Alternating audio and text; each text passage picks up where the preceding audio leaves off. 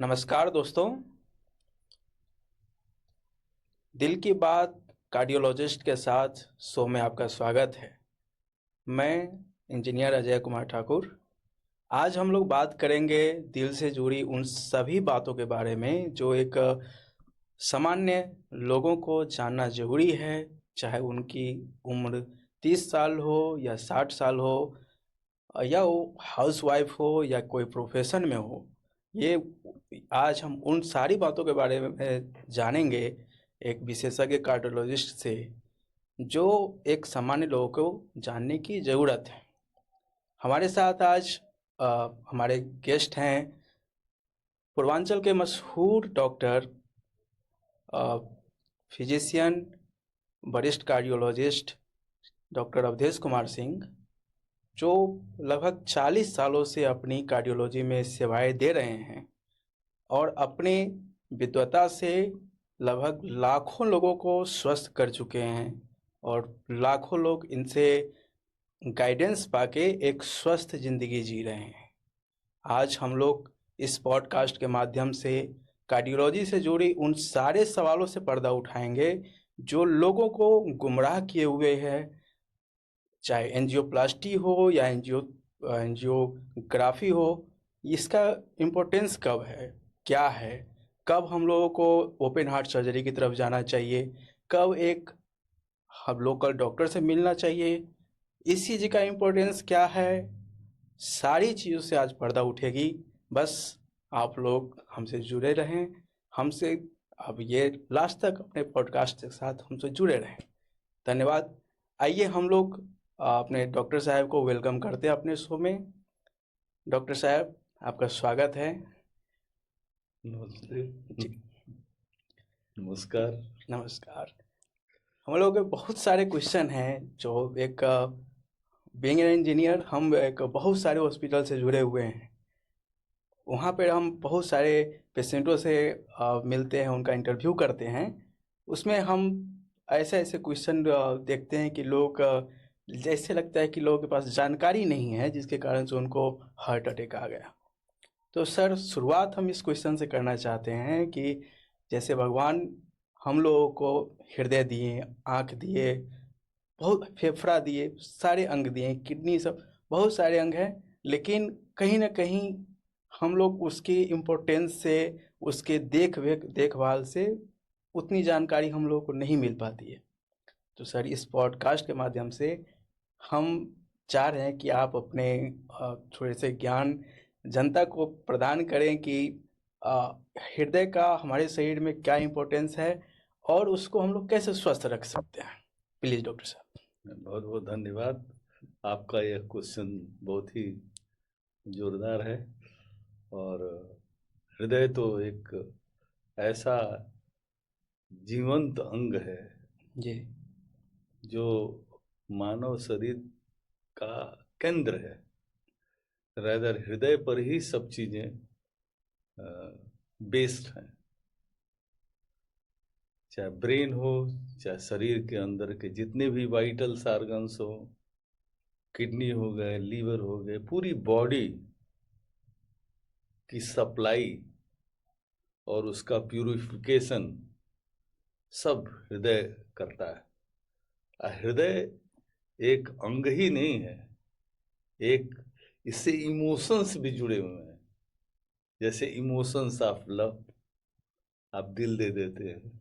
Emotions of loving kindness, जी loving kindness, तो ये बहुत ही महत्वपूर्ण अंग है। जितनी भी इसकी प्रशंसा करी जाए, जितनी भी इसके बारे में बताया जाए, वो कम है।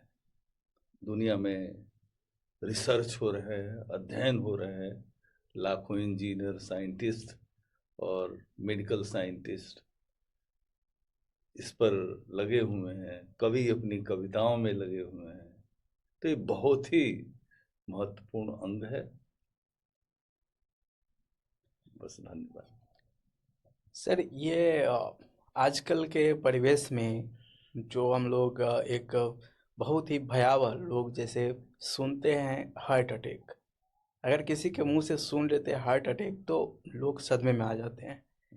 और ये इतने रैपिडली ग्रो कर रहा है हार्ट अटैक का प्रॉब्लम, चाहे यंगस्टर हो, ओल्ड एज में हो। आज तो लोग ओल्ड एज को टच किए बिना ही 30, 40, 35 में ही उनको हार्ट अटैक के सिम्टम्स आने लगते हैं। तो सर ये थोड़ा सा हार्ट अटैक का जो सिम्टम्स है शुरुआत कैसे होता है, मतलब एक सामान्य जनता कैसे समझ पाएगी कि वो हार्ट अटैक आ रहे हैं, आने वाले हैं। थोड़ा सा इसको थोड़ा सा व्याख्या करें सर। देखिए, बहुत ही ये रोचक तथ्य है और बहुत भ्रम है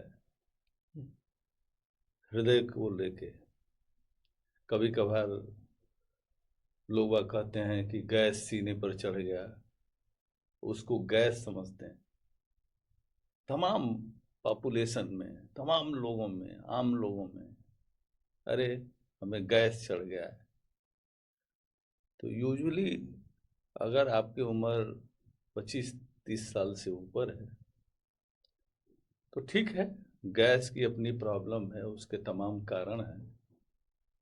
लेकिन जो असामयिक हृदय की समस्याएं बढ़ रही हैं तो इसको हल्के में नहीं लिया जाना चाहिए। ठीक है, गैस तो एक कारण है। प्रारंभिक रूप में जो बोल रहे हैं ना, अभी आपने बताया कि यंग लोगों में हो रहे हैं, मेहनत कश लोगों में हो रहे हैं, तो ये तो बहुत ही एक तरह का डर हो गया है लोगों में। तमाम आप आसपास पड़ोस देखते होंगे, काफी लोग सशंकित हो रहे हैं, स्पेशली जब युवाओं में ऐसा हो रहा है। तो युवाओं में हो रहा है तो इसके स्पष्ट कारण है। देखिए, 40-45% जो है कुछ अनुवांशिक कारण होते हैं, हेरिडिटरी कारण होते हैं। लेकिन ज्यादातर कारण 60-65% कारण जो है मोडिफाइबल रिस्क फैक्टर, ऐसे कारण होते हैं जिस पर कि व्यक्ति वर्क कर सकता है। अगर वो सेल्फ अवेयर हो, अपने बारे में डाटा इकट्ठा करे, अपने बारे में सोचे, अपने से इश्क करे, अपने से मोहब्बत करे, ठीक है, तो इन सब चीजों से बचा जा सकता है। तो जो आज यंग्स में हो रहे हैं, तमाम चीजें हो रही हैं यंग्स में। देखिए कि बड़ा दुखद ही पता लगा कि इंजीनियरिंग कॉलेज में लड़का है, मेडिकल कॉलेज में लड़का है, चाहे यंग लड़के हैं जो जिम में जा रहे हैं, चाहे सेलिब्रिटीज हैं, इनमें हो रहा है। तो एक वैग आदमी अवाक हो रहा है और हो जा रहा है, सोच रहा है कि कहीं हमको ना हो जाए। तो उसके लिए कभी भी घबराने की जरूरत नहीं। पहले तो चीज, कभी भी घबराने की जरूरत नहीं है। और उसको आप बहुत ही एक अच्छे तरीके से लीजिए, उस पर उसका डाटा इकट्ठा करिए, आपकी अपनी आदतों पर। आप सिगरेट तो नहीं पी रहे हैं, बीड़ी तो नहीं पी रहे हैं, बहुत ज़्यादा स्ट्रेस में तो नहीं है, आपका शुगर कितना है, डायबिटीज कितना है, आपके जो जो मॉडिफाइबल रिस्क फैक्टर हैं। मॉडिफाइबल मतलब ऐसे रिस्क फैक्टर जो आप पर खुद और इन्वायरमेंट पर डिपेंड करते हैं। जहाँ पर आप जहाँ जो आपका वर्क फील्ड है वहाँ पर लोगों में, तो ये बहुत ही इम्पॉर्टेंट है कि मॉडिफाइबल रिस्क फैक्टर्स पर आप ध्यान दें। अपने ब्लड शुगर को कंट्रोल रखें, अपने ब्लड प्रेशर को। और सबसे बड़ी बात, मोटापा। और इस समय तो बच्चों में जोमेटो टोमेटो, घर ही बैठे ढेर सारे सामान ऑर्डर हो जा रहे हैं, आ रहे हैं, बच्चे खा रहे हैं। बच्चे जो है कितना इंक्लाइंड है, आप देखिए, एक सिग्निफिकेंट प्रोपोर्शन ऑफ पॉपुलेशन जो है बच्चों की, यंग्स पीढ़ी की, वो पूरा इन्हीं सब फास्ट फूड में लगी हुई है। और जब आप ट्रांस फैट खाते हैं, ऐसे फैट लेते हैं जो, उससे निश्चित रूप से प्रॉब्लम होती है। और स्ट्रेसफुल लाइफ है, इस समय की लाइफ सामान्य नहीं रह गई है, पहले समय से बहुत ही स्ट्रेसफुल लाइफ हो गई है। तो व्यक्ति को अपने पर विचार करना चाहिए। और जहाँ तक आपने पूछा कि इसके सिम्टम्स क्या हैं, तो सिम्टम्स तो ये है कि सीने में अचानक का दर्द होना, भारीपन होना, जलन होना। भारीपन और जलन को लोग वह कहते हैं इसको हल्के में न लीजिए, तुरंत अपने नज़दीक परामर्श चिकित्सक से सलाह लीजिए। कई लोग कई दिनों तक टाल देते हैं। भाई आप क्यों टाल रहे हैं? अगर सीने में कोई भारीपन हो रहा है, गले में, बाहों में आ जा रहा है, स्पेशली चलते समय हो रहा है या बैठे भी समय हो रहा है, आप सोच रहे हैं कि भाई ये गैस है, आपकी उम्र भी 35-40 साल का है, तो आप क्यों ऐसा सोच रहे हैं? भाई इसको पहले, ठीक है गैस है, मान लिया गैस है, लेकिन पहले ये तो देख लीजिए कि ऐसा तो नहीं है कि आपको नुकसान पहुंचाएगा। तो गैस की भ्रांति को हटाना भी बहुत जरूरी है। ये इस पर जब वो होगा, एक मास अवेयरनेस होगा हार्ट की बीमारी के लक्षणों के बारे में, और जो लाइफ स्टाइल में जो इस समय बहुत ही जंक फूड का चलन हो गया है और फिजिकल इनएक्टिविटी हो गई है, तो अब आदमी का तोंद बढ़ता जा रहा है। तो ये बहुत ही इम्पोर्टेंट है इन सब चीज़ों पर ध्यान रखना। और कुछ पूछना चाहते हैं? जी डॉक्टर साहब, ये इसमें बहुत सारी जानकारियाँ थी कि लोगों को फास्ट फूड की तरफ उतना ज़्यादा ध्यान नहीं देना चाहिए, घर के खाने पर ज़्यादा ध्यान दें। बच्चों को भी ये पेरेंट्स का भी एक रिस्पॉन्सिबिलिटी बनता है कि ज़्यादा फास्ट फूड की तरफ अपने बच्चों को ना जाने दें, घर के खाने को थोड़ा सा ध्यान में रखें। अपने अपने लाइफ को भी इस तरह से ओवर एक्सपेंस में के कारण से स्ट्रेस में ना लाएं। सब कुछ एक स्ट्रक्चर्ड वे से अपने लाइफ को भी डिजाइन करना चाहिए, जिससे आप स्वस्थ रह सकते हैं। आगे चलते हुए सर, हम ये भी एक जानना चाहेंगे कि जैसे कि एक बहुत सारे आजकल के आ रहे हैं न्यूज़ में कि हमारे यंग सिंगर्स हैं, अ, बहुत सारे एथलीट सब हैं, वो एथलीट के खेल कूद के टाइम ही उनको हार्ट अटैक आ जा रहे हैं, अचेत हो जा रहे हैं। कोई जिम करते हुए वो पूरा एकदम अनकॉन्शियस हो जा रहे हैं, उनको हॉस्पिटलाइज करना पड़ रहा है। राजू श्रीवास्तव इसमें बहुत बड़ा एग्जाम्पल हैं। वो तो हंसाने वाले लोग को भी हार्ट अटैक आ रहे हैं। तो सर इसके पीछे भी क्या रीज़न है कि जो जिनको देखने सामने से देखने पर लगता है उनको तो एब्स निकले हुए हैं, एब्स है और डोले शोले हैं, लेकिन अंदर से उनको हार्ट अटैक आ रहे हैं। तो ऐसे लोग जो बाहर से स्वस्थ दिख रहे हैं लेकिन अंदर से उनको अचानक से आ जाता है, हार्ट अटैक आ जा रहे हैं, तो उसका इसके पीछे सर थोड़ा सा लोगों में है जो भ्रांति, उसको कैसे पहचानेंगे? और जो जिम के टाइम में जैसे सपोज एक सिनेरियो लेते हैं कि एक जिम है, जिम में लोग जिम कर रहे हैं और उसके किसी कलीग को अचेत हो रहे हैं, अचेत हो गए, तो उसको कैसे उसके साथ वाले लोग हैं कैसे हेल्प कर सकते हैं जो उनका जान बच जाए कम से कम? जी सर। नहीं, आपका क्वेश्चन है बहुत अच्छा क्वेश्चन है। और ये पूरे इससे समाज में और यंग्स लोगों में एक तरह का बिल्कुल वो चिंतित हो जाते हैं, एक डर का माहौल पैदा हो जाता है जब जिम में या यंग्स में ये घटनाएं हो रही हैं। लेकिन आप ये समझ जाइए कि बिना किसी कारण के कोई चीज होती नहीं है, हर एक चीज के कारण है। कोई चीज हो रही है तो ऐसे नहीं हो रही है, भाई उन्होंने अपना प्रॉपर चेक नहीं कराया है, अपना प्रॉपर इवैल्यूएशन नहीं कराया है, अपनी लाइफ स्टाइल को पूरा देखा नहीं है। तो भाई जिम करने आप जाते हैं, मान लीजिए आपने राजू श्रीवास्तव का उदाहरण दिया या अन्य सेलिब्रिटीज का उदाहरण दिया, ठीक है आप हंसते हैं, हंसाते हैं, बहुत ही अच्छी बात है, हंसने हंसाने वालों को तो नहीं होना चाहिए।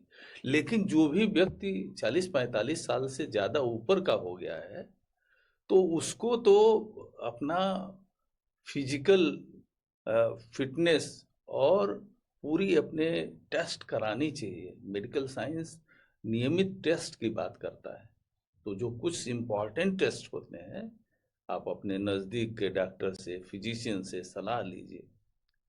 और आप कहते हैं, आपने कहा ना कि कुछ बच्चे जो है पता लगा एक्सरसाइज करने गए, सवेरे दौड़ने गए, खेलने गए, वेट लिफ्टिंग करने गए, और तुरंत तो पता लगा कि उनको हार्ट अटैक होता। तो इन सब चीज़ों के पहले भी एक कारण होता है इसका। ऐसा नहीं है कि सडन हो गया, इसको सडन हो गया तो उस सडन के पीछे भी कारण होता है। वो कारण क्या होते हैं कि उनको अपनी, एक तो वो एक्सरसाइज करते समय अपनी शारीरिक क्षमता का कभी अतिक्रमण नहीं करना चाहिए, अपनी बायोलॉजिकल घड़ी को जानना चाहिए। और जो भी जो है, आप यंग्स बच्चों में पता लगा सिगरेट ले रहे हैं, अपना मेडिकल एग्जामिनेशन कराया नहीं, आप जिम में हैं और आप जो है 7, 8, 10 बहुत सीवियर मेट्स पर आप एक्सरसाइज कर रहे हैं, बिना वार्म अप किए हुए एक्सरसाइज कर रहे हैं, एक बैग अपनी स्पीड को बढ़ा दे रहे हैं, आप एप्स के लिए आप ड्रग्स ले रहे हैं जिससे कि आपकी मांसपेशियां तगड़ी हो जाएं। तो ये सब चीजें हैं जो कि खतरा का कारण बन रहे हैं।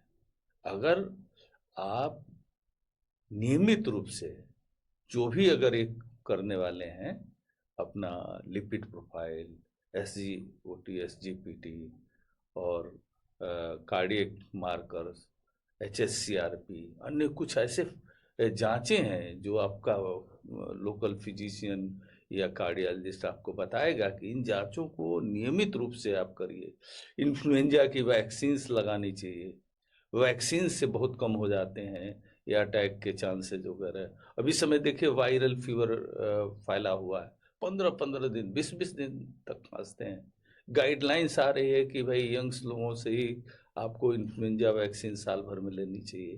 तो ये सब तमाम चीज़ें हैं, क्योंकि जो चीज़ें ये हो रही हैं, वायरल इलनेसेस, यंग्स उम्र में ये सब घटनाएं हो रही हैं, तो किसी सिंगल फैक्टर का नहीं है, ये मल्टी फैक्टोरियल है। एक फैक्टर पर आप नहीं कर सकते कि अमुक व्यक्ति को इसी कारण हो गया, तो एक कॉम्बिनेशन ऑफ फैक्टर है।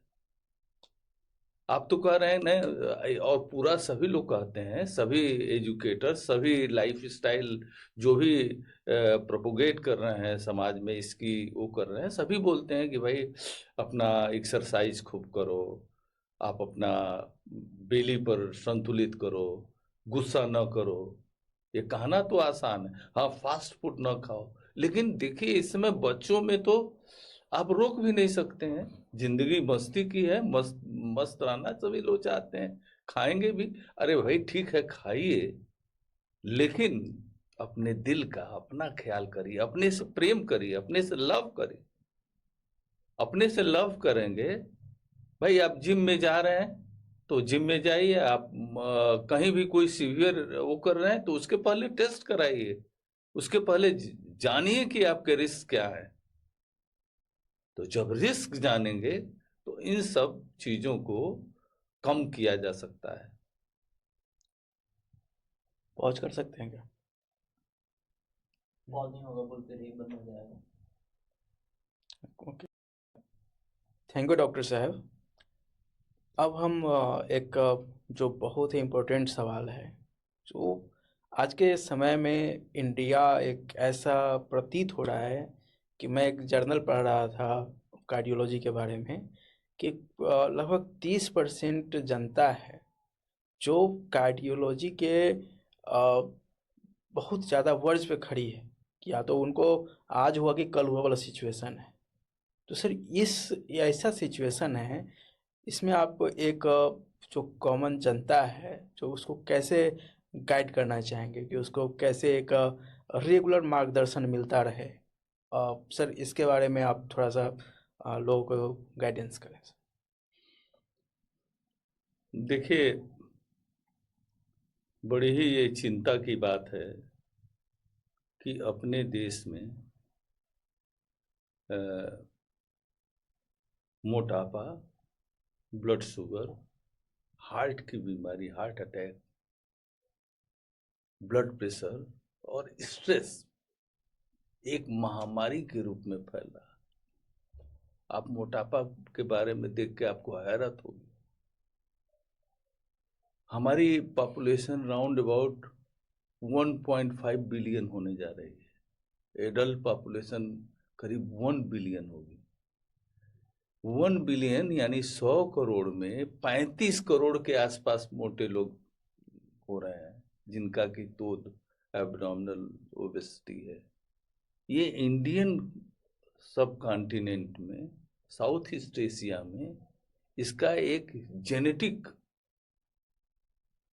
या इथनिक महत्व है। हमारे यहाँ जो ये बीमारी है, हार्ट की बीमारी और इसके मॉडिफाइबल फैक्टर्स, ये पहले हो रहे हैं जीन्स के कारण। लाइफ स्टाइल तो है ही। लाइफ स्टाइल जो मॉडिफाइबल फैक्टर्स हैं लाइफ स्टाइल में, जैसे आप सिगरेट पी रहे हैं, बीड़ी पी रहे हैं, ज़्यादा दारू पी रहे हैं, आप खाने पर नियंत्रण नहीं कर रहे हैं, ओबीज होता जा रहा है। आखिर में आप ये बताइए, कितनी बड़ी त्रासदी है कि 35 करोड़ लोग जो है मोटापा से ग्रसित हो रहे हैं। करीब मतलब 22 करोड़ लोग डायबिटीज 2025 में डॉक्यूमेंटेड करीब हो रहे हैं। तो ये बड़ी त्रासदी। और स्ट्रेस स्ट्रेन तो इतना हो गया है, बढ़ गया है कि टोटल एडल्ट पॉपुलेशन में जो 1 बिलियन के आसपास है एडल्ट पॉपुलेशन, जिस पर कि रिस्क है, रिस्क मंडरा रहा है, उसमें तो 80-85% जो है स्ट्रेसफुल लाइफ हो गई है। टेंशन, एंजाइटी, सबसे परेशान है। सब आदमी जो है जिंदगी जो है भाग रही है, आपाधापी, दौड़ भाग। तो ये बहुत ही आवश्यक है। और ये सब इसके लिए सामाजिक आंदोलन करना चाहिए। इसके लिए 1-2 डॉक्टर नहीं है, पूरी कार्डियोलॉजी या पूरी मेडिकल फ्रेटर्निटी या फिजिशियन, कंसल्टेंट फिजिशियन ही का काम नहीं है। हर एक डॉक्टर का काम है, हर एक नागरिक का काम है। इसको एक आंदोलन के रूप में लेने की जरूरत है। आंदोलन के लिए हम लोगों ने national diabetes, high BP, heart और स्ट्रेस केयर फाउंडेशन बनाया इसी देश में, जिसके 3-4-5 हमने ये कॉन्फ्रेंसेज किए। एक कॉन्फ्रेंस दिल्ली में किया था जिसमें कि एम्स के डायरेक्टर आए हुए थे। एक कॉन्फ्रेंस हमने ग्रामीण भारत में किया जिसमें कि माननीय कलराज मिश्रा जी आए थे, उस समय के तात्कालिक कैबिनेट मिनिस्टर थे। ग्रामीण भारत में किया था। और ऐसे कॉन्फ्रेंसेज हमने इलाहाबाद में किया था, national diabetes, high BP, heart और स्ट्रेस केयर फाउंडेशन के बैनर के तले। मतलब ये था कि जागरूकता बढ़ाना। क्यों? आप देखिए, जागरूकता बढ़ाने का उद्देश्य क्या है कि समाज में कम होवे, मौतें कम होवे, लोग उन चीजों पर ध्यान दें जो उनके हाथ में, जिसको बदल सकते हैं। अमेरिका में 1980 से 2000 के बीच में एक आंदोलन जैसे चला, जो जैसे इंडिया में इस समय बढ़ रहा है ना, उस समय बढ़ रहा था। लेकिन जब एक सामाजिक अवेयरनेस के रूप में चलता है तो वहां हार्ट अटैक से होने वाली मौतें कम हो गई। ये डॉक्यूमेंटेड है। तो यहां क्यों नहीं होना चाहिए? तो ये बहुत बड़ी जिम्मेदारी मेडिकल फ्रेटर्निटी की है। और हमने तो अपना शुरू कर रखा है, हमारा national diabetes, high BP, heart और स्ट्रेस केयर फाउंडेशन। ये एक इसिक मेडिटेशन की ब्रांच है।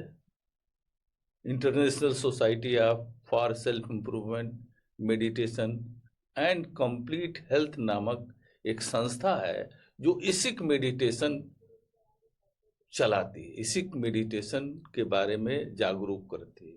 तमाम मेडिटेशन के तरीके हैं जो हजारों साल से वर्क कर रहे हैं।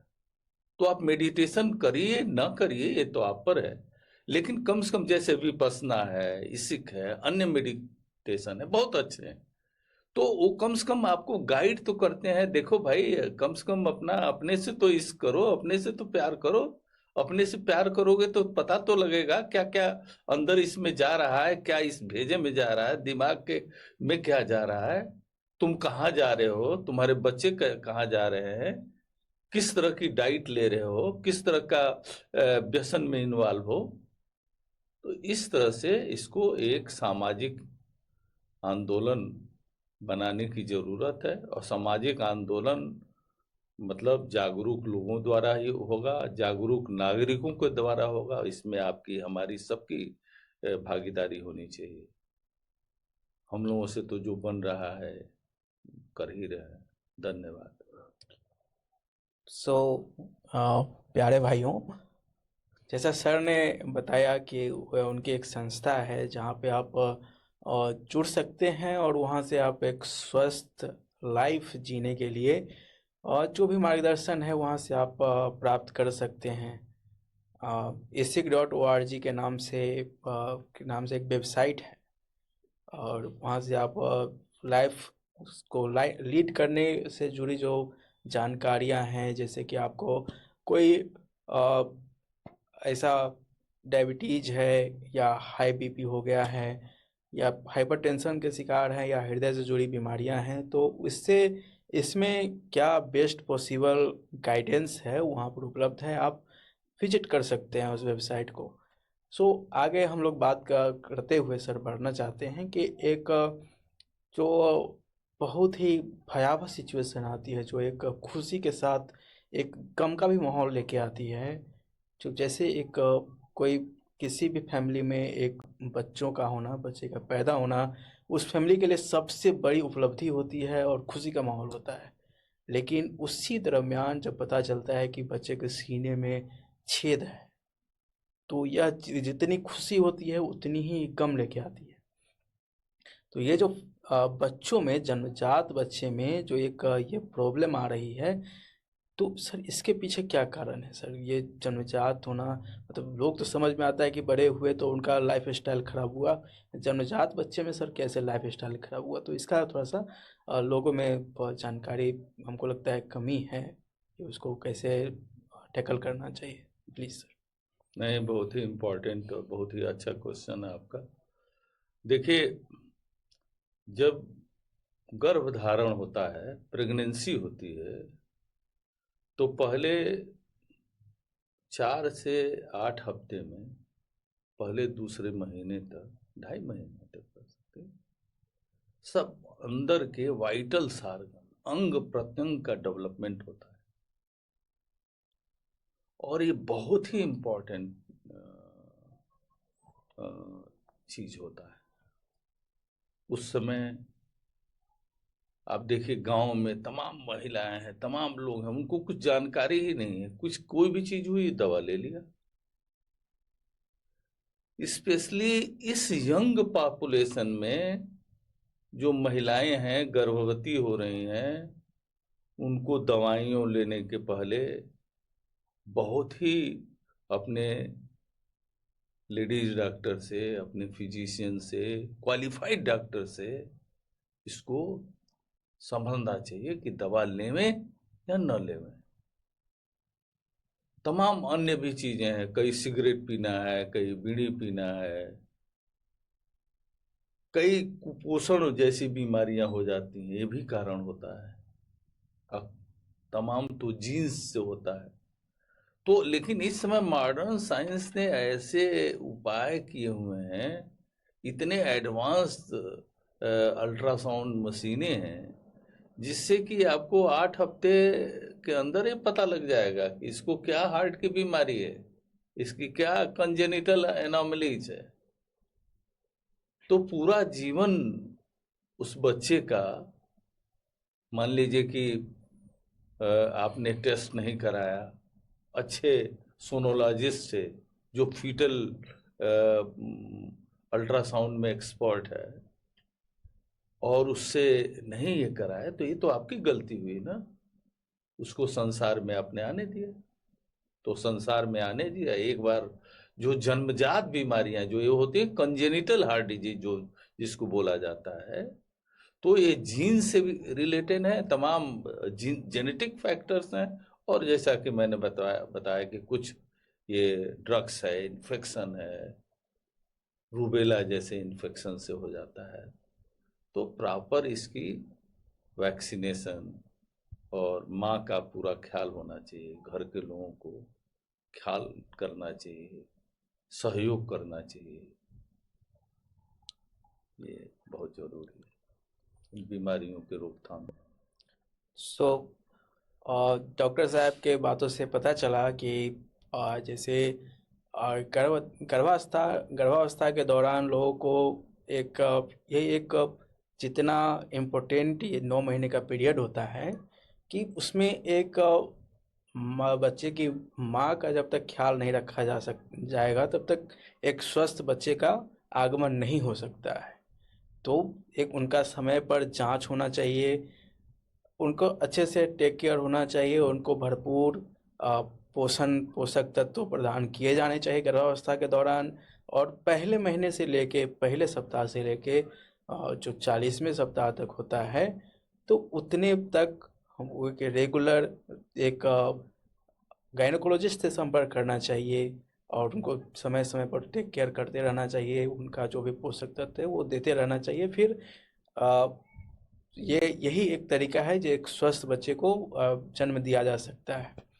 इसके लिए हम बहुत सारे जो आजकल के बिहार में या भारत में चल रहा है कि आशा कार्यकर्ता के द्वारा जो भी नए यंग कपल जो गर्भधारण करते हैं, उनको सरकार के द्वारा कुछ आर्थिक सहायता भी प्रदान की जाती है, जो उनको खान पान के लिए शायद अगर मैं सही हूँ तो 1000 रुपये पर मंथ सरकार को दी जाती है। तो अगर किसी को जानकारी नहीं है तो वो अपने जो ब्लॉक में आशा कार्यकर्ता होंगी उससे आप संपर्क कर सकते हैं, वो आपको अच्छे से जानकारी दे देगी। आगे बढ़ते हुए सर हम ये जानना चाहते हैं जनता की ओर से कि अगर किसी को हार्ट अटैक आ गए हैं, किसी जनता को हार्ट अटैक आ गया तो तुरंत में उसको क्या करना चाहिए? क्या उसके नज़दीक में जाके ईसीजी पर करा के और दवाई लेके सो जाना चाहिए, या उसको कब एंजियोप्लास्टी या एंजियोग्राफी की तरफ कब मूव करना चाहिए? कब मल्टी स्पेशलिटी हॉस्पिटल में जाना चाहिए या किसी हार्ट स्पेशलिस्ट के पास जाना चाहिए? तो सर इसके बारे में भी काफ़ी भ्रांतियाँ हैं, क्योंकि लोग जागरूक नहीं होंगे, जानेंगे नहीं तो सही गाइडेंस नहीं ले पाते हैं। हमारे बहुत सारे जनता है जो गांव में रहते हैं, उनको तो बहुत सारे जो स्वास्थ्य सरकार के द्वारा दी जाती है उसके बारे में प्रॉपर जानकारी नहीं है, आयुष्मान के बारे में जानकारी नहीं है। तो ऐसे ऐसे लोगों के बारे में अगर उनको है, जैसे कि मैं अपना एक एक्सपीरियंस बताऊं तो एक आदमी है जो राजमिस्त्री का काम करते हैं, बहुत हार्ड वर्किंग वाला काम है। वो उनको भी सीने में दर्द हो रही थी, वो समझ रहे थे कि मुझे तो गैस है। तो वो जब बहुत ओल्ड भी नहीं थे, अंडर 40, तो वो समझ रहे थे मुझे गैस है, गैस की गोली खा लेते थे और फिर रिलैक्स करते, फिर थोड़ी देर बाद फिर दर्द होता था। तो ये प्रक्रिया ये तब तक वो समझ नहीं पाए जब तक उनको एक दिन बहुत ज़्यादा दर्द नहीं हो गया सर। तो जब बहुत ज़्यादा दर्द हुआ तब उनको उठा के लोग ले गए डॉक्टर के पास। जब उनको डॉक्टर के पास ले गए तब पता चला कि और जो प्राइमरी चिकित्सक थे उनको लगा कुछ हार्ट अटैक टाइप का कुछ है यहाँ पे। तो वो उनको भेजे बड़े हॉस्पिटल में जहाँ एंजियोग्राफी की सुविधा थी। तो एंजियोग्राफी करने के बाद पता चला कि उनको 2 आर्टरीज में, एक में 90%, एक में 70% का ब्लॉकेज। सर ऐसे भ्रांतियों में कि लोग प्रारंभ से ही लें, अगर हो गया है तो किस फ्लो में उनका ट्रीटमेंट पर ध्यान देना चाहिए, मेडिसिन कब लेना चाहिए, थोड़ा सा इस बारे में जानकारी दें सर। जैसे एक ही क्वेश्चन में ढेर सारे क्वेश्चन आपने पूछ लिए, हम जी। कंफ्यूज हो गए। लेकिन तभी भी चलिए, जो पहले तो पूछा आपने कि कोई ऑफिस में है, कोई अपने कोर्ट में है, कोई अपने स्कूल में है, कोई कहीं है, और उसको सडन चेस्ट पेन हो जाए, उसकी उम्र 25-30 साल से ऊपर है। ये बड़ी इम्पोर्टेंट चीज़ आपने पूछी, तो पहले इसके बारे में बता दें। अगर आपको चेस्ट पेन होता है तो इसको नज़रअंदाज ना करें। आप इसमें मान लीजिए आप कराने लगे तो तमाम आपके सहयोगी आ जाएंगे, तो आप उस समय डिस्प्रिन की एक गोली आती है, डिस्प्रिन की गोली आप चबा लें। डिस्प्रिन की गोली रहती, आप उसको चबा लें, और उसके बाद तुरंत ऐसे लोगों को, ये जो medical call, emergency call system होता है 112, जो भी सिस्टम जिस प्रदेश में है, तुरंत मेडिकल इमरजेंसी के लिए, अगर चेस्ट पेन बहुत सीवियर है तो चेस्ट पेन में हर एक चेस्ट पेन हार्ट का चेस्ट पेन नहीं होता, लेकिन अगर आपको फैमिली हिस्ट्री है, आपको पहले से ही आपकी इरेटिक लाइफ स्टाइल है, पहले ही से आपको ब्लड प्रेशर है, या पहले ही से आप व्यसनों में इन्वॉल्व हैं, जैसे आप सुर्ती खाते हैं, बीड़ी पीते हैं, आपकी लाइफ स्ट्रेसफुल है, जिसमें कि ज़्यादा चांसेस होते हैं कि हार्ट अटैक के, ठीक है। तो ऐसे लोगों में तो डिसिप्लिन लेना ही चाहिए। लेकिन मान लीजिए किसी का बहुत ज़्यादा शूटअप बीपी है, बीपी किसी का बहुत शूटअप है, तो ऑफिस में कहाँ आप बीपी ले पाएंगे।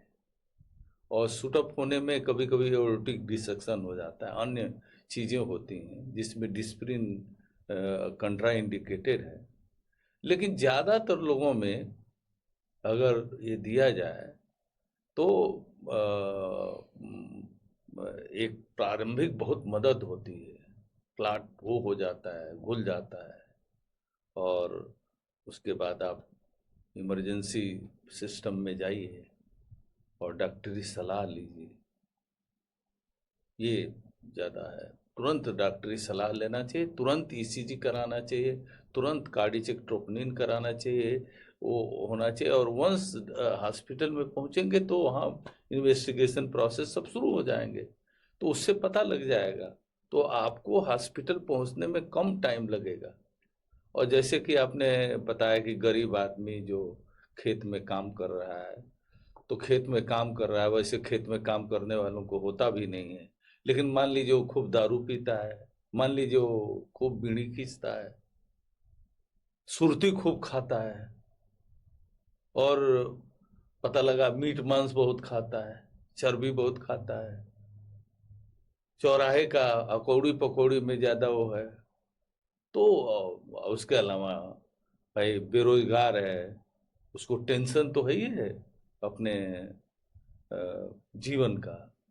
तो ऐसे में भी होता है, तो पहला तो भाई तुरंत अगर आसपास में हो तो सार्बिट्रेट की गोली रखें, डिस्प्रिन की गोली चबाएं, तुरंत आप डॉक्टर के पास चले जाएं। अगर आपको गैस ही होता है, जैसे डिस्प्रिन की गोली का क्या है कि भाई पेट में जलन कर देती है, कभी कभार लोगों में उससे छिल जाता है अंदर आंतों का हिस्सा, तो ब्लीडिंग होने लगती है, उल्टी। लेकिन ये बहुत कम होता है, तो हजारों लोगों की तो जान बचेगी, एक आध लोगों में जो है वो होता है, लेकिन उसके भी जानने के उपाय हैं।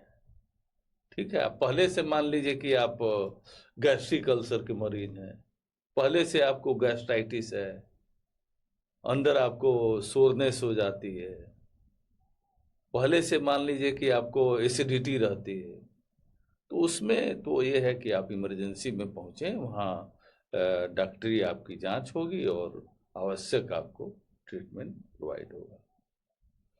थैंक यू डॉक्टर साहब। आज अभी के समय में बहुत सारे कन्फ्यूजन हैं, बहुत कन्फ्यूजन है कि लोगों को हार्ट अटैक आया तो एक तो दवाई पर ही रहते हैं। ये एक चीज़ है कि जैसे ब्लॉकेज, ये ब्लॉकेज कैसे हो जाता है? अगर ब्लॉकेज हो गए हैं तो क्या उसको कैसे दूर करना चाहिए? कैसे उसको क्या दूर किया भी जा सकता है, या उसको कैसे ध्यान रखा जा सकता है।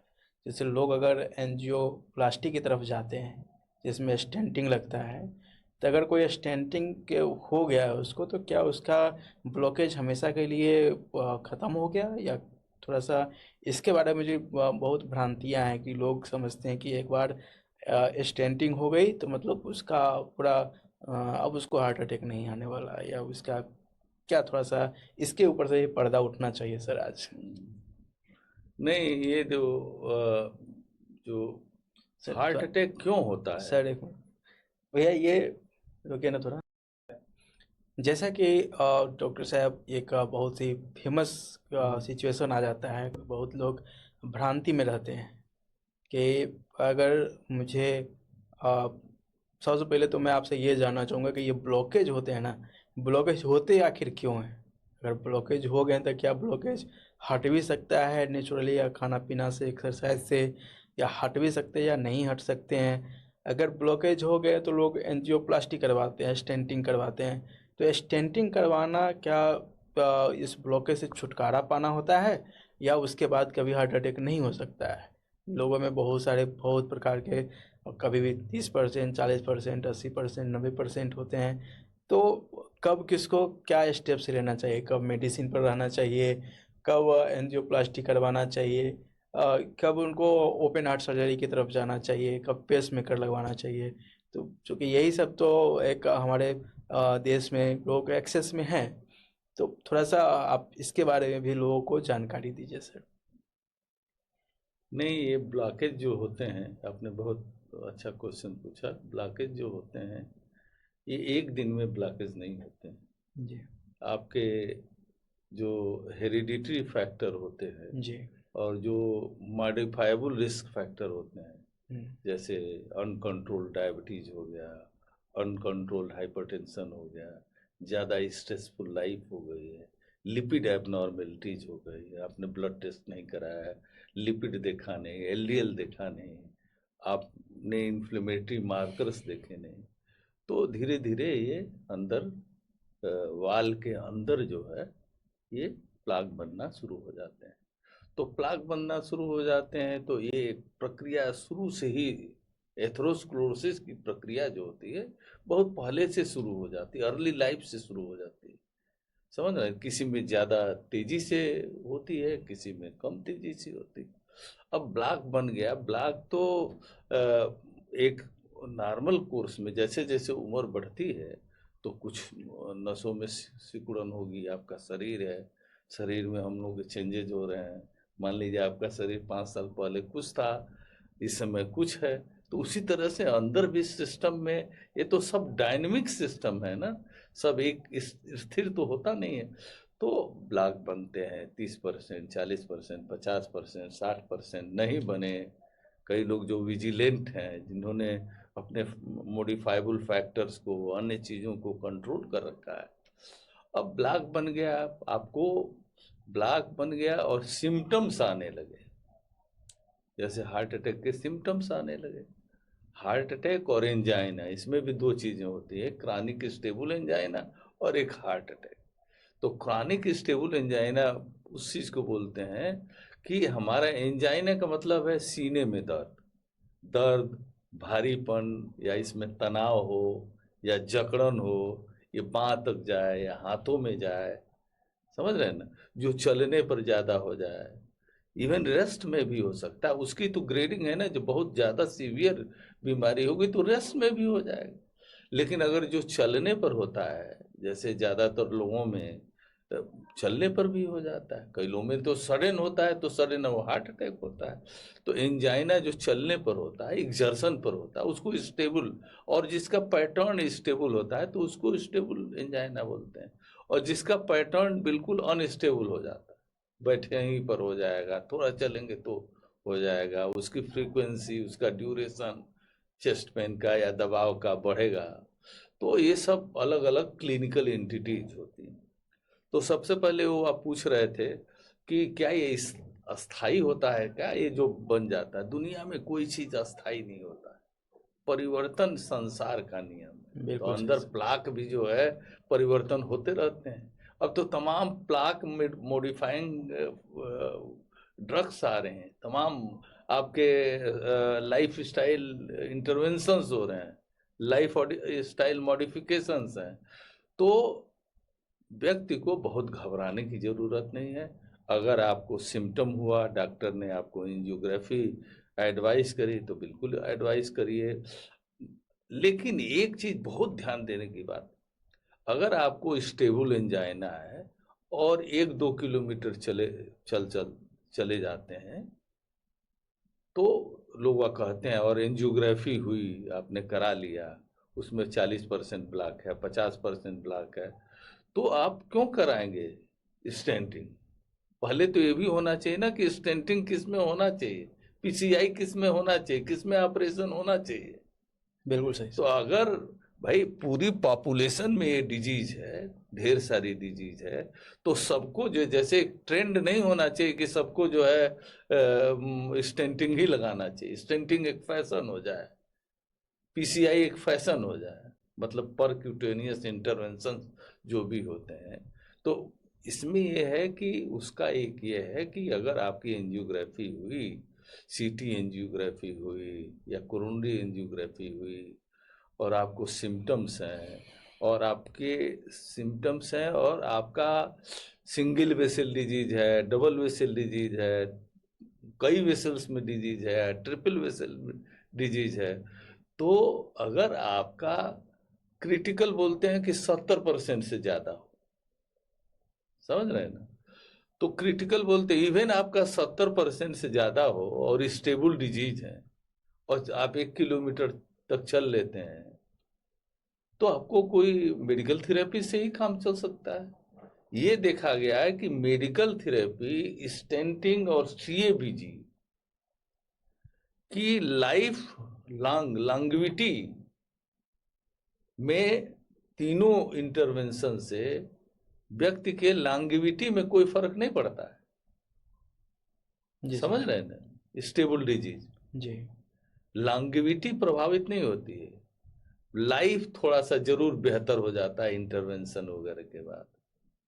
लेकिन अगर व्यक्ति 2 किलोमीटर चल लेता है, 1 किलोमीटर चल लेता है, उसको डिजीज है, तो व्यक्ति को दवा करना है, हमें व्यक्ति केंद्रित होना है, न कि लीजन केंद्रित होना है। बिल्कुल बिल्कुल भाई ऐसा नहीं है कि आप लीजन केंद्रित होइए। हम बिल्कुल फिट हैं, तो फिट हैं, हम अपने सब फैक्टर को ठीक रखेंगे, अपना ब्लड ठीक, शुगर ठीक रखेंगे, ब्लड प्रेशर ठीक रखेंगे, डायबिटीज ठीक रखेंगे, अंदर के चर्बी के कचड़े ठीक रखेंगे, यूरिक एसिड और जितने भी मार्कर हैं ठीक रखेंगे, हम आपका HSCRP ठीक रखेंगे, अंदर के सिस्टम हम ठीक रखेंगे मेडिकल थेरेपी से, फिर हमारा एक्सीडेंट कहाँ होगा। एक एक आदमी 85-90 साल तक चलते रहते हैं। और वही जो आप पूछे हैं ना कि स्टेंटिंग करा के आते हैं, सोचते हैं अरे अब तो हम ऑपरेशन करा के आ गए, अरे हम तो अब बादशाह हो गए, छोड़ देते हैं दवाई। जब दवा छोड़ दोगे तो भाई आप उसके अंदर, नसों के अंदर फिर वो बहरा, और उसी में कभी फिर फंसने लगा, तो फिर दोबारा स्टेंटिंग मतलब वो ब्लॉक हो जाएगा। तो ये बहुत जरूरी है ध्यान देना कि आप अपने फिजिशियन से, कार्डियोलॉजिस्ट से, अच्छे इंटरनल मेडिसिन एक्सपर्ट से मिलते रहिए और समय समय पर उस अपनी बात को बताइए। आप खुद अपने से प्यार करिए, तभी तो आप देखेंगे कि भाई इन चीजों पर कितना आप ध्यान दे रहे हैं। जी आपका शुगर कैसा है, ब्लड प्रेशर आपका कंट्रोल है या नहीं है, नींद कितनी आती है, आपने अपना व्यसन छोड़ा कि नहीं, दारू पीना कम किया कि नहीं कम किया, या समाप्त किया कि नहीं किया, तमाम ऐसे फैक्टर, तो मॉडिफाइबल फैक्टर्स वो हो जाएंगे।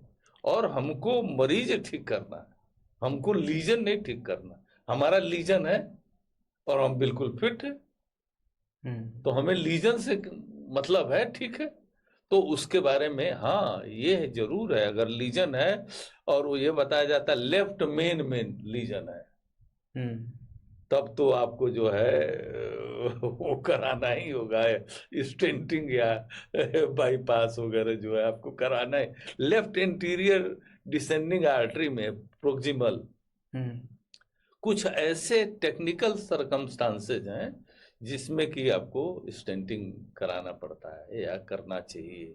लेकिन ऐसा नहीं कि आप नॉर्मल एंजाइना के पेशेंट हैं, 3 किलोमीटर 2 किलोमीटर चल ले रहे हैं, कोई प्रॉब्लम नहीं है, आपकी लाइफ स्टाइल भी ठीक है, आपका कोई बहुत लाइफ स्टाइल में गड़बड़ी नहीं हो रही, आपका 40-50% ब्लॉक है, तो काहे को परेशान है? अगर आपका शरीर, आपकी बॉडी की घड़ी आपको सही बताती है तो लीजन को ट्रीट न करिए ना। बिल्कुल। कैसे आप ये नहीं समझ, आपको ये भी सोचना चाहिए कि भाई उम्र के साथ बाल तो सफेद होंगे ना, अंदर तो परिवर्तन आएगा। ये जी बिल्कुल, वो हाँ, अंदर तो परिवर्तन आना है। तो अंदर परिवर्तन आना है तो इस चीज का ज्ञान होना चाहिए। आप स्टेंटिंग करा लिए, सीएबीजी कई सीएबीजी कराते हैं, स्टेंटिंग कराते हैं, दवाई छोड़ देंगे। और दवा छोड़, अभी कुछ दिनों पहले एक हमारे रिश्तेदार थे, पता लगा उनका 2-2 स्टेंट हुआ था, पता लगा वो दवाई छोड़ दिए। सवेरे 6 बजे निकल गए, 5:30 बजे खेत में टहलने के लिए, हुआ हार्ट अटैक, लाद के लाए गए। तो आपको ये समझना पड़ेगा कि जाड़े में पूरा ठंडक पड़ रही हो तो न अपने को एक्सपोज करें। ये सब थोड़ा गुनगुना पानी लें, ठीक है, ठंडक से बचाव करें, ठंडक के समय ज़्यादा न निकलें, अपनी क्षमता का अतिक्रमण न करें। सिगरेट, बीड़ी, पान, तंबाकू, नशा, शराब, ज़्यादा फैटी फूड, किस तरह से आपकी बेली कम होवे, किस तरह से आपके जो है शुगर, ब्लड प्रेशर, स्ट्रेस कम होवे। तो इस पर जब आप अपने से इश्क करेंगे, आप विपස්සना करेंगे, चाहे किसी गुरु जी का ध्यान करेंगे, कोई मेडिटेशन करेंगे, जैसे हम लोगों ने इसिक मेडिटेशन बनाया, तो उसमें विज्ञान का वो डाला हुआ है। विज्ञान, अपडेट चीजें हो रही है ना भाई, हजारों साल से अच्छी विपස්සना है, ये सब चीजें समाज में बहुत अच्छा काम कर रहे हैं। तो हम लोग वैज्ञानिक आदमी हैं, तो national diabetes, high BP, heart, एक आंदोलन के, इस आंदोलन के लिए हम लोग कर रहे हैं कि भाई समाज को कुछ मिले, तो उसी में ये भी किए हुए हैं। जी बिल्कुल सर, ये वीडियो भी बहुत इम्पोर्टेंट है। जो लोग इसको देखेंगे उनको एक कंप्लीट इन्फॉर्मेशन मिलने वाला है कि एक शुरुआत कैसे हो रहा है और अंत इससे बचा कैसे जा सकता है। अंत का तो गारंटी नहीं ले सकते हैं, लेकिन इसमें स्वस्थ कैसे रह सकते हैं इस दरम्यान, तो इसकी आपको भरपूर जानकारी मिलेगी हमारे सर के साथ बातचीत से। तो एक चीज और हम बताना चाहते हैं। बिल्कुल सर। हाँ, कि भारत सरकार ने आयुष्मान में, देखिए, गरीबों के लिए बना रखा जी। बहुत ही, भाई प्रधानमंत्री मोदी जी की बड़ी कृपा है आयुष्मान में, जो गरीब है कि नहीं? जी बिल्कुल। भाई गरीब में आपको स्टेंटिंग फ्री में हो जाए, एंजियोग्राफी फ्री में हो जाए, तो अच्छी बात है ना।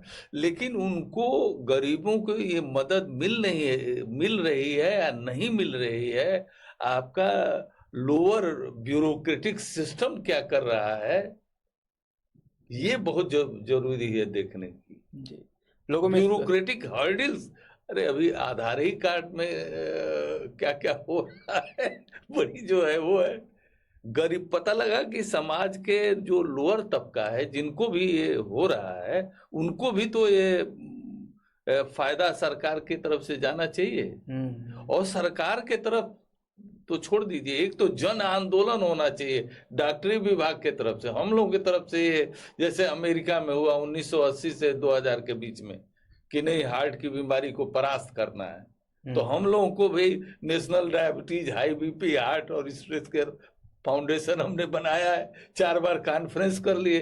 अब तो हम सैटरडे संडे को छोड़ देंगे प्रैक्टिस, गांव में जाएंगे।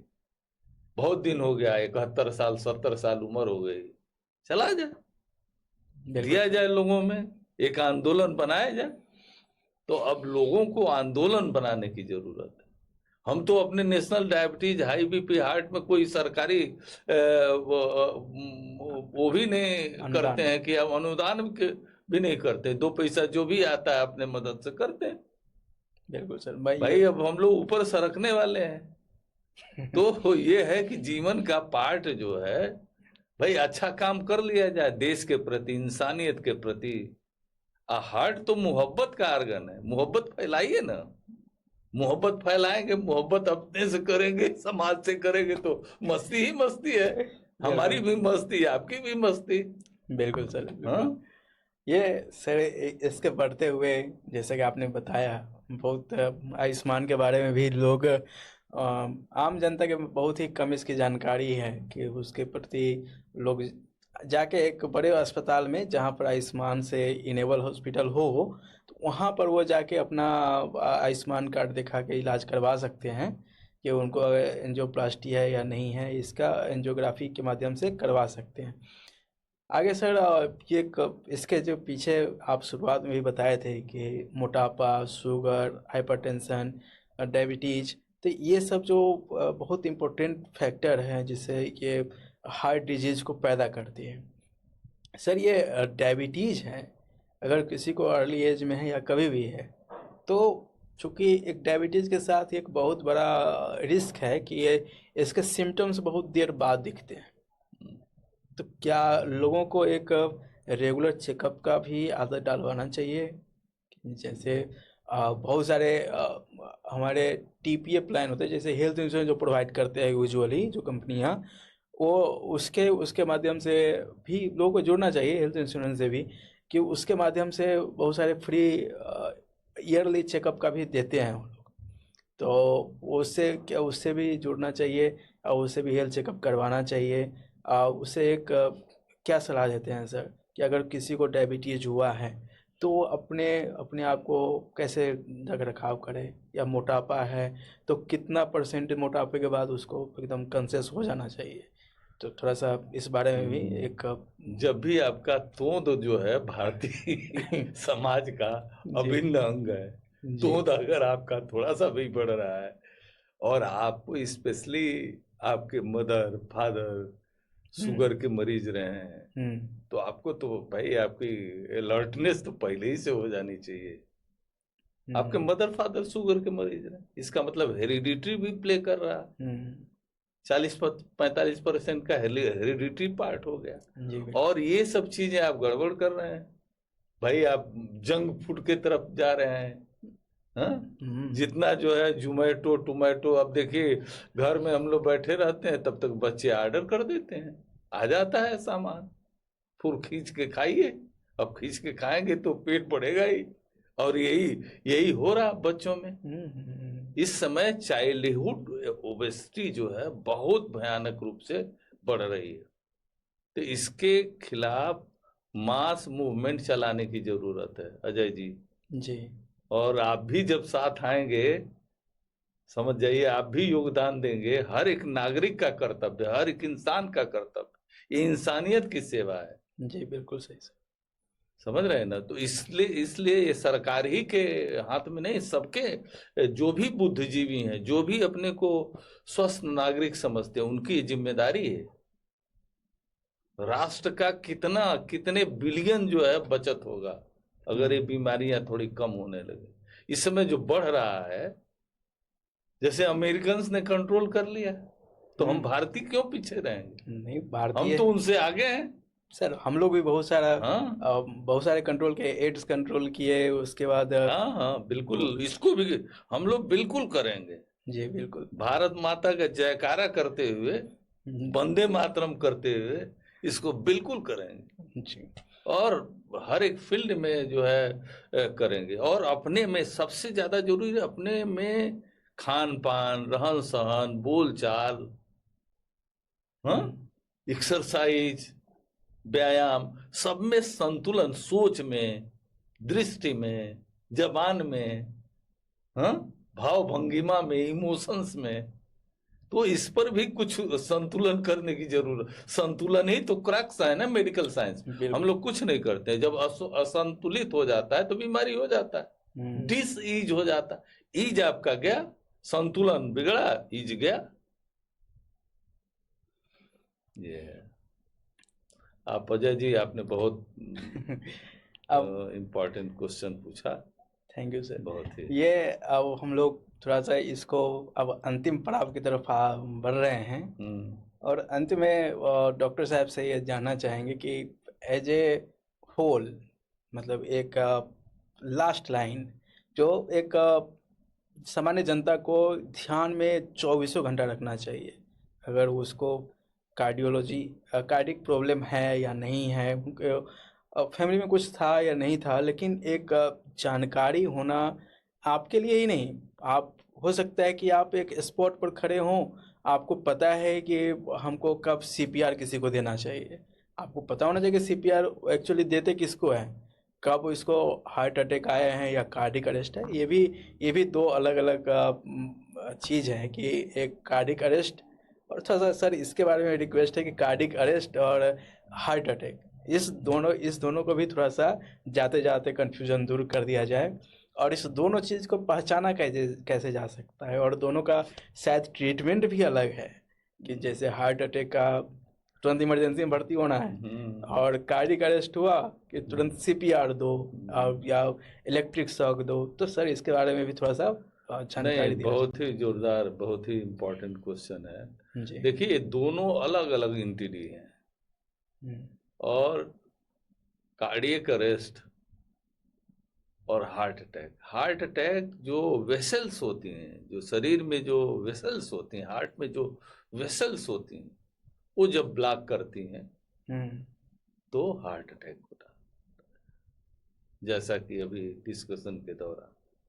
और कार्डियक अरेस्ट, हार्ट आप जानते हैं यहाँ एक इलेक्ट्रिकल फोकस होता है, एसए नोड, वो हमेशा जीवन पर्यंत फायर कर रहा है, फायर कर रहा है, फायर कर रहा है जी। और उसके नीचे एक एवी नोड होता है, बंडल ऑफ हिस होती हैं, जो नर्व्स का जो है ये नीचे तक वो वहां से फायरिंग जा रही है, तो हार्ट कॉन्ट्रैक्ट कर रहा है। अब इसमें तमाम ऐसी चीजें होती हैं जिससे कि ये जो इलेक्ट्रिकल जो फायरिंग है वो कैटिक बन जाती है। कैटिक बनने में आपका जैसे सडन कार्डियक अरेस्ट हो गया, जैसे मान लीजिए आप एक्सरसाइज कर रहे हैं, जिम कर रहे हैं, आपने अपनी क्षमता का अतिक्रमण कर दिया, तो पता लगा वहां एरिथमिया हो गई और सडन डेथ हो गई। समझ रहे हैं ना? जी जी। जैसे मान लीजिए एक समय था, मैं आ रहा था तो एक मुझे याद है, उस समय बारिश का दिन था और एक पुल पर चढ़ा हुआ था इलेक्ट्रीशियन, तो मैं कार से आ रहा था, देखा लोगों की भीड़, मैं देख रहा हूँ पुल पर तड़तड़ तड़तड़ हो रहा, नीचे वो धड़ाम से गिर गया। तो वहां लोग चिल्लाने लगे, मैं अपनी कार से उतरा और सीधे पहुंचा और सीधे उस पर जुट गया, आप इस पर दबाने लगा। मैं किसी को जो है कुछ नहीं वैसे वो किया जी। और वो 3-4 मिनट में मुझे उस दिन बड़ी खुशी मिली थी, जिंदगी में इतनी खुशी मिली थी, बहुत खुशी मिली थी। खुशी के पल हैं इस समझ रहे हैं ना? तो वो इतनी खुशी मिली थी कि सीपीआर के बारे में तो पूरी ट्रेनिंग होनी चाहिए, हर एक ऑफिसों में, हर एक जगहों पर लोगों को पूरी ट्रेनिंग होनी चाहिए। हमारे national diabetes, high BP, heart और स्ट्रेस केयर फाउंडेशन में तो हम लोग जब कॉन्फ्रेंस करते हैं, जहां भी जाते हैं, तो एक ट्रेनिंग कराते हैं। जी बिल्कुल भाई, कब आपका जो है ये फोकस जो है इलेक्ट्रिकल फोकस, स्पेशली भाई अगर आपकी मॉडिफाइबल फैक्टर्स जो भी हैं और उसको आपने बहुत मतलब खतरे के निशान से आगे बढ़ गए हैं, तो इलेक्ट्रिकल एक्टिविटी भी तो गड़बड़ हो गई ना। बिल्कुल। अटैक भी आएगा, अटैक आएगा तो इलेक्ट्रिकल एक्टिविटी गड़बड़ होगी। अटैक नहीं भी आया, आपने अपनी क्षमता का ध्यान ही नहीं दिया, आप बहुत ज्यादा टेंस होने लगे, दिमाग ही आपका जो केआटिक हो गया, ये ब्रेन ही जो है आपका जो है गड़बड़ मचा दिया, ये केआटिक हो गया, बिल्कुल टेंशन में आप जिए जा रहे हैं, एरिथमिया होने लगी, एरिथमिया हुआ तो सडन डेथ हो गया। सर ये जो आप थोड़ा सा अभी ब्रेन की बात किए तो मुझे एक क्वेश्चन और याद आ गया सर। एक हार्ट अटैक हुआ, एक हार्ट कार्डियक अरेस्ट हुआ, एक ब्रेन हेमरेज या इस टाइप का जो एक होता है, क्या उसमें भी हार्ट का योगदान होता है, जैसे पक्षाघात टाइप का होता है? तो ये क्या सिर्फ ये दिमागी हरकत के कारण पक्षाघात होते हैं, या हार्ट के इरेगुलरिटी के कारण भी, दिमाग का असर के कारण ये सब होते हैं? नहीं, हार्ट की रेगुलरिटी के भी कारण जो है, जी।